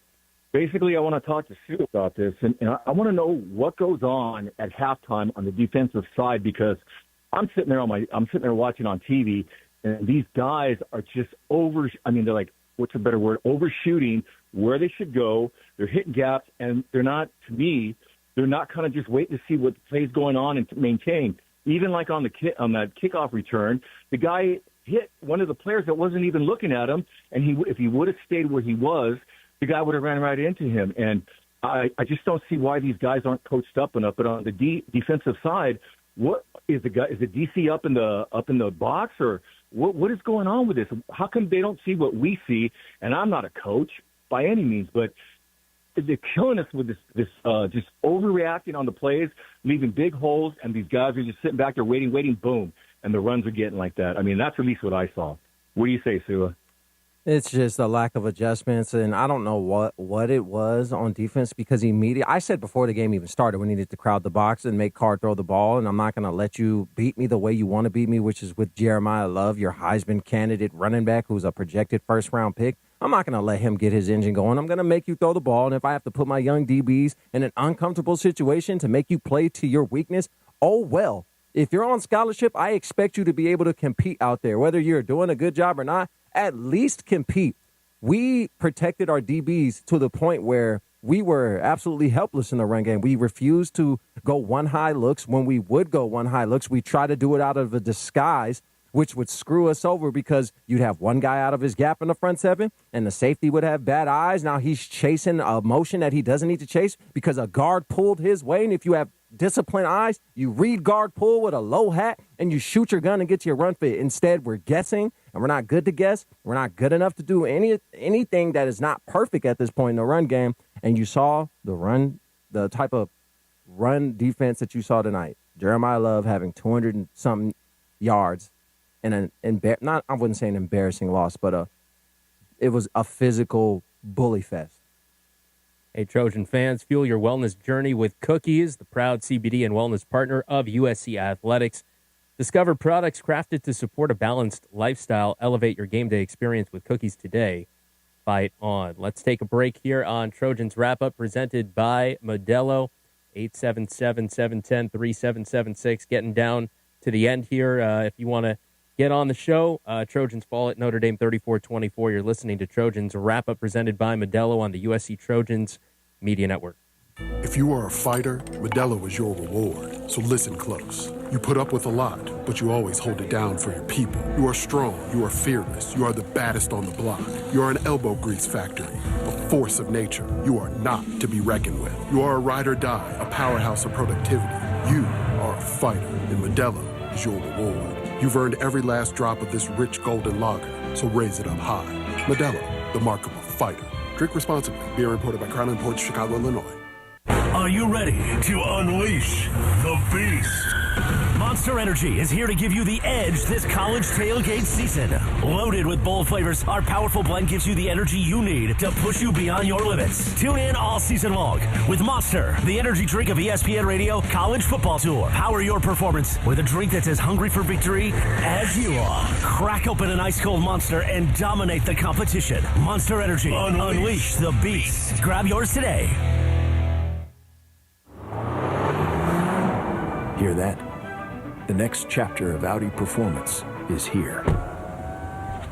That's the sound of every interior detail refined.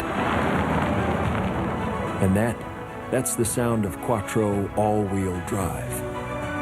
The all-new Audi Q5, the all-new A5, and Q7. Each one a statement. Performance never goes out of style. Byron opened a free checking account with USC Credit Union, and now everything else feels complicated. Like today, should he go with the 7-layer bean dip or the party wing platter? The wings are so spicy, but the dip is so creamy. I need a minute. Luckily, some choices are easy. With USC Credit Union, Byron gets thousands of fee-free ATMs, secure online and mobile banking, and even credit monitoring tools, all with a free checking account. Dip or wings? That's on Byron. Visit usccreditunion.org. Federally insured by NCUA. You're listening to USC Football. Hear every moment of USC football on 710 ESPN and the all-new ESPN LA app. Stone IPA has inspired a generation of brewers and beer lovers. Made in Southern California, Stone Brewing's first anniversary ale continues to be today's iconic West Coast style IPA. Crisp, light-bodied, and packed with hoppy flavor. Located at find.stonebrewing.com. Welcome back to Trojans Wrap-Up presented by Modelo. 34-24 the final. Trojans fall at Notre Dame. Sua Craven's Jason Schwartz with you taking your calls here on Trojans Wrap-Up presented by Modelo. Let's get back to it. We got Deshente from Chicago. Welcome to Trojans Wrap-Up. Hello? Yeah, you're on Trojans Wrap-Up. What's going on?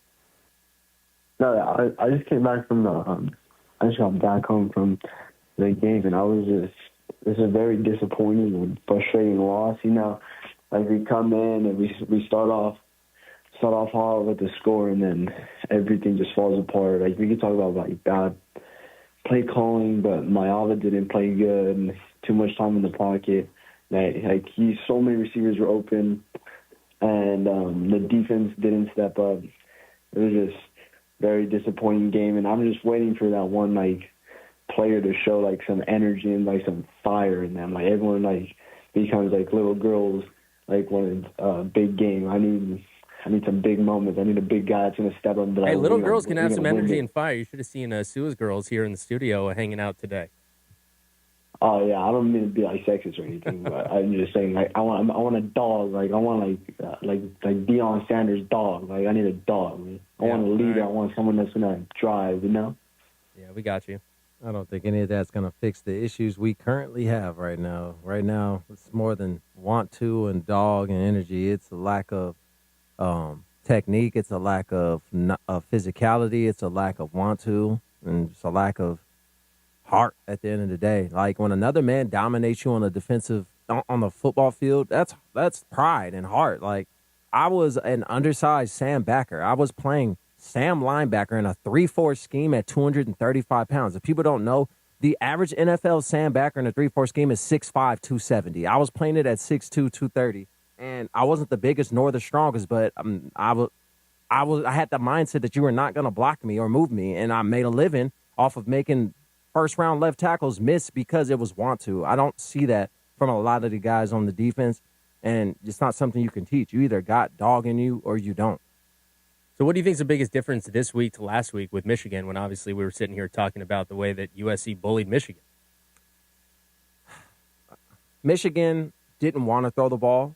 Michigan wasn't as physical as Notre Dame either on both sides of the football. And USC got away with a lot of stuff against Michigan. And when you watch the film, that front seven played much better, but there were still runs where we didn't fit the run right, but a guy tripped or we happened to get a finger shoelace tackle on a run that could have popped for 20 on the inside zone, but instead it went for 1. So it looks like, USC's defense holding strong again. Like, we played better when we played Michigan, but still we didn't fix a lot of the issues that we saw come to light today. And when better teams get on the field and they're stronger and more physical, those things you can't get away with against those type of teams. All right, let's get to the next caller. Before we do, though, let's pause 10 seconds for stations to identify themselves here across the ESPN LA USC Trojans Media Network. Hey, this is Lincoln Riley. This is Trojans football on 710 ESPN, KSPN Los Angeles. Your home for USC football is 710 ESPN and the all-new ESPN LA app. Fight on. All right, back here after USC falls 34-24 at Notre Dame. Let's go to Shamari in Paris. Shamari, welcome to Trojans Wrap-Up. Oh, hey, what's going on, fellas? Love the show. I just want to say, Sua, you touched on something that I was thinking about, a point I want to make, and that is I think the problem with USC isn't necessarily the coaching. I just think it's the team talent. It's team talent. Notre Dame just has better talent. They went to the national championship last year, and we were struggling. And you saw the difference after a while. They imposed their will on us, and they took over the game. And this was the first game that I saw that Maiava looked like he was under pressure. He looked uncomfortable, like the whole game. So he wasn't stepping into his throws, and we made mistakes we couldn't come back from. We had to play closer to a perfect game than Notre Dame. Notre Dame played the way they wanted to. We couldn't.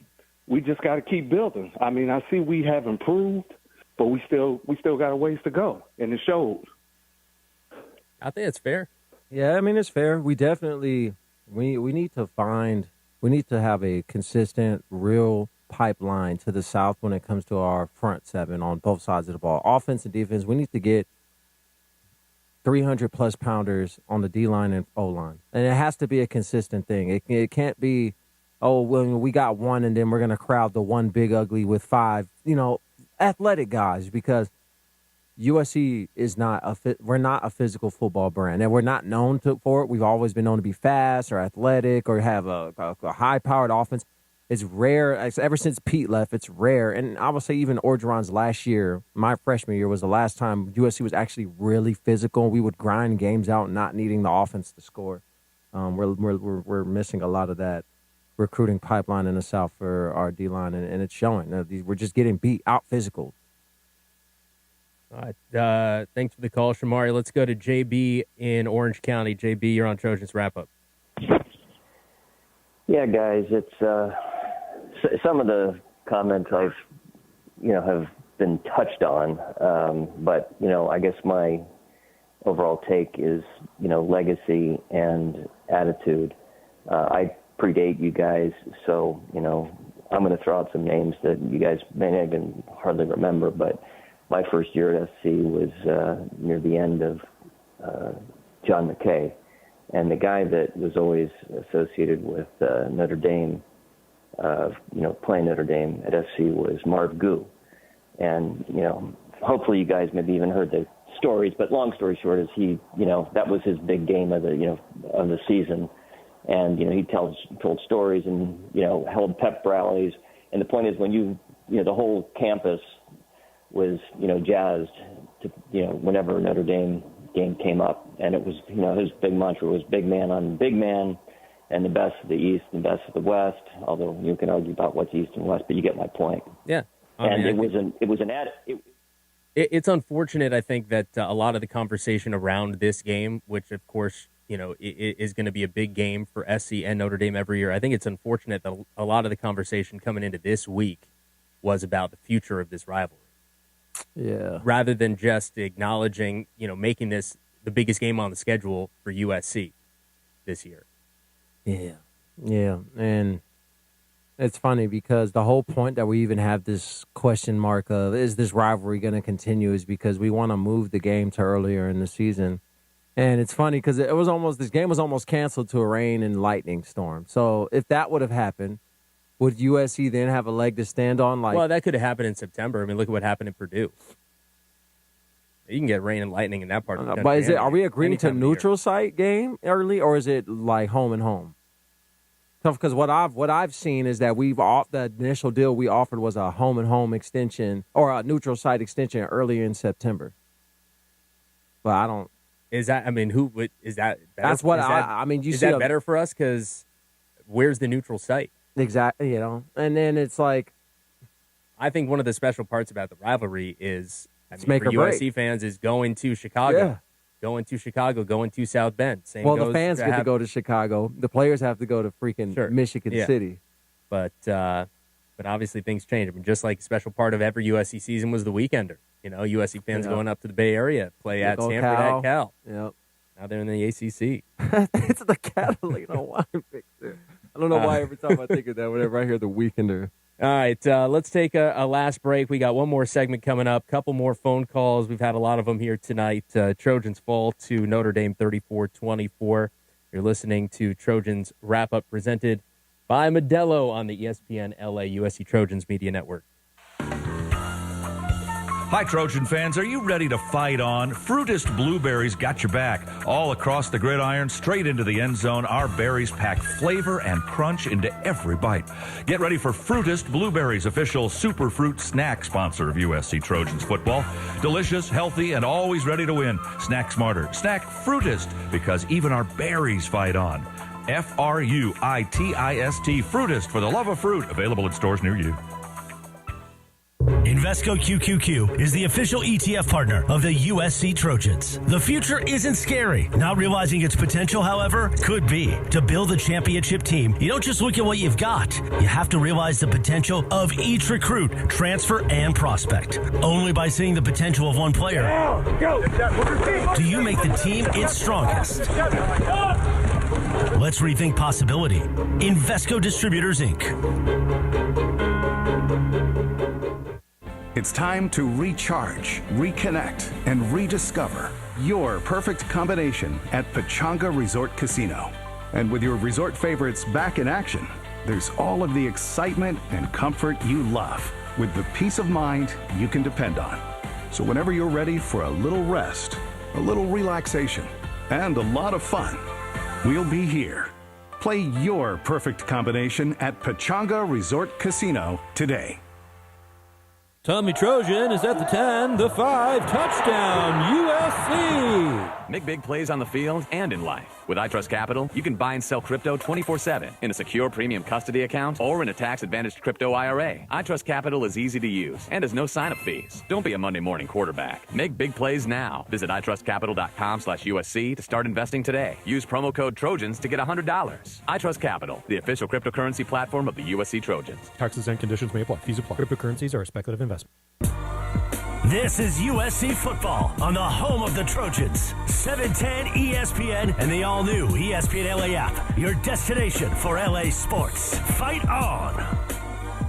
Last segment here on Trojans Wrap-Up presented by Modelo. USC falls to Notre Dame 34-24. Welcome back. Sua Cravens and Jason Schwartz with you, taking your calls. We've talked to plenty of you out there. Obviously, a disappointing night for SC.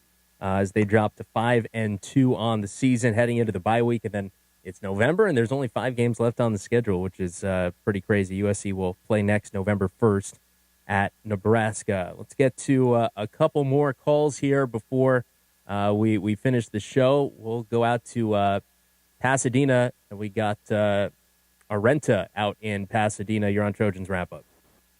All right. This is Arnetta, by the way. Oh, hi, Arnetta. Sorry about that. That's all right. Listen, I listen to you and Sua quite often. This is my first time calling, and sitting here just listening to some of the commentary, I had to pick up the phone because as a diehard Trojan supporter, I've been going to the games for years.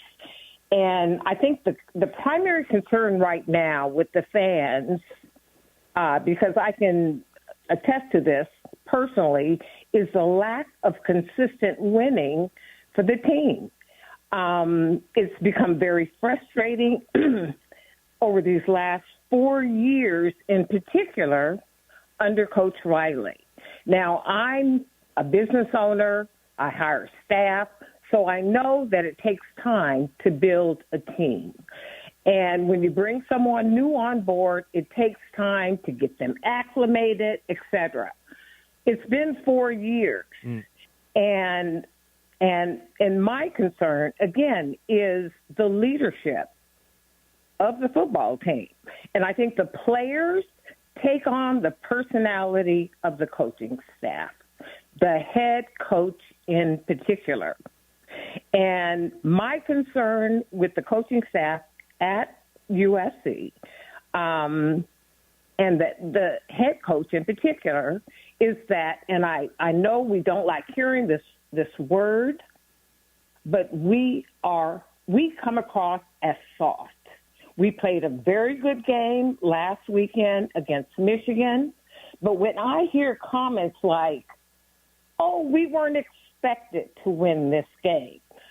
So what that people didn't expect us to win this game? We should expect to win it if we have any pride within ourselves. Well, Arnetta, can I ask you a question? Arnetta, because you sound like you know USC football very well and been a diehard fan for a long time. Coming into this season and looking forward to the season, what would you have considered to be a successful season here in 2025? No less than 9 wins. Okay. And I know what you're about to say. Well, we've got 5 more games? Yes, we do. 5 more games. Yep. Okay. Right. Okay. My concern is this, and I would even go as far as wagering on this. I'm beginning to see a trend in our leadership.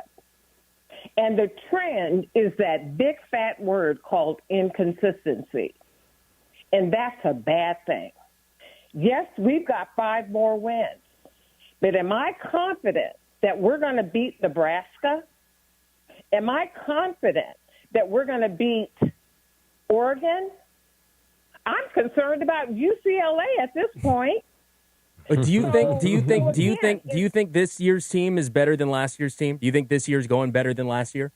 Okay, that's another point, Jason, and that's a great question. As the leader of this organization, it is incumbent upon the coaching staff to ensure I got to hire the right employees to run my business. It is incumbent upon the coaching staff to bring on the right players. So with that said, if there's an issue about our players, then it's the coaching staff. It all points to leadership.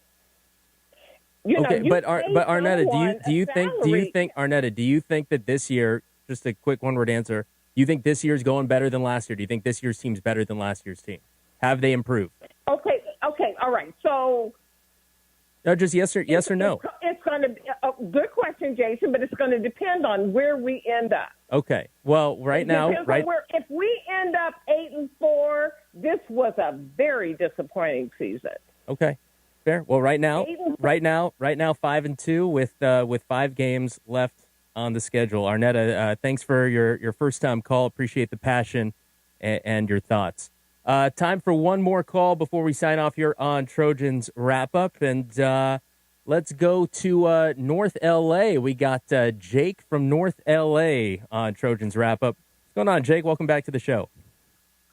Thank you kindly. Arletta fired up. Nice to hear her spirit, but I just want to say let's end on a high note, as Snoop Dogg might say. A first-time caller this year, gentlemen, but long-time Trojan wearer. With a couple of freaky moments, it did get the best of me. But if there is anything positive about today's loss, it's that Brian Kelly, that whiner, wasn't the Notre Dame coach, and his LSU Tigers got beat. So cheers to that. But also, on a show called Trojan Wrap Up, it's a little bit mildly ironic that a porn name like Jeremiah Love was the difference. Jeremiah Love. But gentlemen, on a serious note, just want to end on a high note, literally a positive note, and that is, Sua, I appreciate your honest assessments and your football intellect and just saying it like it is. And Jason, I do indeed appreciate you being a great host. And cheers to your hat that you're wearing tonight and your Dodgers. You got a big series coming up, so keep rooting well. And, gentlemen, just keep up the good work. And to both of you, fight on. Have a great night. All right, fight on, Jake. Fight on. Jake from North L.A. All right, 34-24, the final score. Appreciate all the calls, guys. Trojans fall to 5-2, and so again next at Nebraska, we got a bye week coming up. Sua, what do you expect to see out of the bye week in Lincoln? I want to see just a physical brand of football. I don't care what the result. I mean, I care what the result is, but I don't care about anything else. I don't care about all the cliche sayings and all the nonsense that everybody's going to get into over the bye. I just want to see a team that actually goes into a game for all 4 quarters, and regardless of result, the team can't say that they bullied or out-physicaled us. I just want to see that for the first time. That would be a breath of fresh air. We got to name our Arco top-tier performance of the game, and Sua, who you got to get things started? I'm going to go Tanuk Hines. He played really well, had a few costly penalties, but outside of that, the youngin in that environment, playing the way he did, he looked like a young Mackay, and hats off to him for being able to go into that environment and step up when we needed him. How about Desmond Stevens and Bishop Fitzgerald each combining for 10 total tackles, leading the team? But I'm gonna go Ryan Sierre. Obviously, helped USC stay in this game with his leg. He's been really consistent to start the season, and I know the Trojans were 7 for 3, but those threes were keeping him in the game. And Sierre, in tough weather, tough environment, he's obviously been everything the Trojans could have asked for and more. So I'm going to go with him as my Arco top-tier performance of the game. All right, Sua, any final thoughts before we say goodnight? No final thoughts. Just a lot to work on. Gotta be physical, man. Gotta be physical. Doesn't take skill, doesn't take technique. Being physical is want to. And a lot of top 25 losses this week. 9 total. Well, 10. 10. So SC included. Yeah. How about Miller Moss? Balling on the road. Balling. You could tell how much that win meant to him. Yeah. You can tell. Yeah, I'm glad he's doing beat well. number 2 Miami yesterday. For those who don't know, with Louisville. So congrats to the former Trojan Miller Moss. All right, everybody. Our final score is presented by Wells Fargo, the official retail bank of USC Athletics. Tonight's final score in South Bend was USC falling to the Fighting Irish 34-24.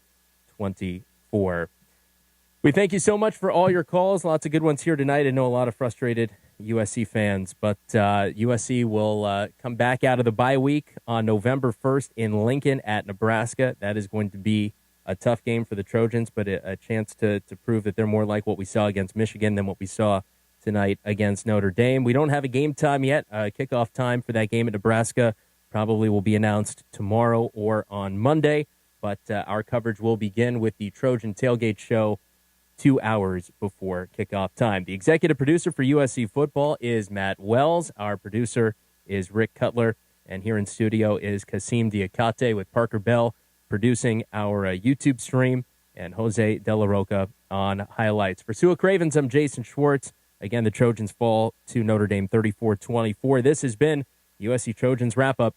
Fight on, everybody. You've been listening to the USC Football Wrap-Up Show presented by Modelo. An exclusive presentation by USC Sports Properties and Playfly Sports. Stay tuned right here on ESPN LA and the USC Trojan Media Network all week long for everything USC Trojans. Fight on. Fight on.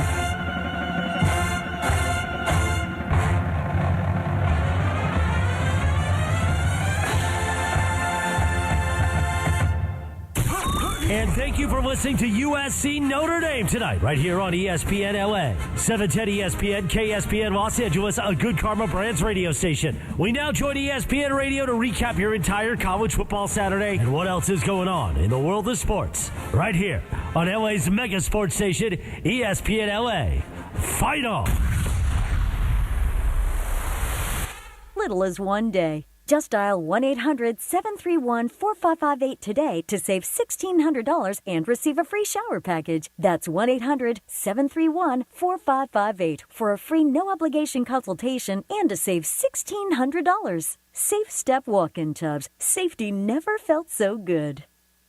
What's going on? It's Bethel Duran, and I love rolling around in my Toyota. Tacoma, to be exact, and right now it's Trucktober. If you're in the 818, go check out the All-Stars at Northridge Toyota. In the 626, it's all about Wondries Toyota. And right now, Trucktober is here for you. Lease a brand new 2025 Tacoma for just $164 a month or 36 months plus tax. Northridge Toyota or Wondries Toyota. Serving all of SoCal sports fans, they make it easy. Lease excludes tax, title, license, registration fees, and dealer options and changes. $59.99 cash or trade equity down. Expires 10/31/25.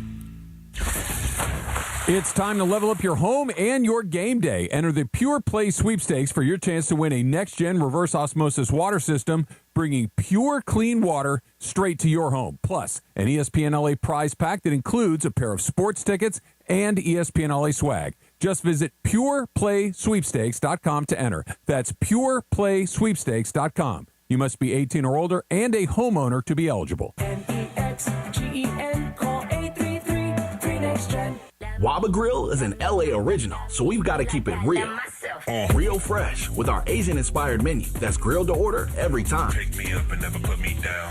Real quality with our marinated proteins like hormone-free chicken, ribeye steak, wild-caught salmon, and shrimp. Real flavors with our signature sauces from sweet and spicy to fiery hot. Download the Waba Rewards app today or order online at wabagrill.com. Waba Grill, keeping it real every day for you. Hey, this is Rich Eisen. The Hall of Famers Mason and Ireland have a new show to lead into theirs. The Rich Eisen Show comes to ESPN LA. My show from 9 a.m. to noon, followed by Mason and Ireland, the perfect 1-2 punch for your workday. You're listening to Sports Center all night on ESPN Radio and on the ESPN app. Now, here's Alex Del Barrio. We are rolling on here on Sports Center all night, ESPN Radio and the ESPN app. ESPN Radio is presented by Progressive Insurance. Take the next step forward in your career with great benefits and an award-winning workplace. Apply at careers.progressive.com. Half hour headline.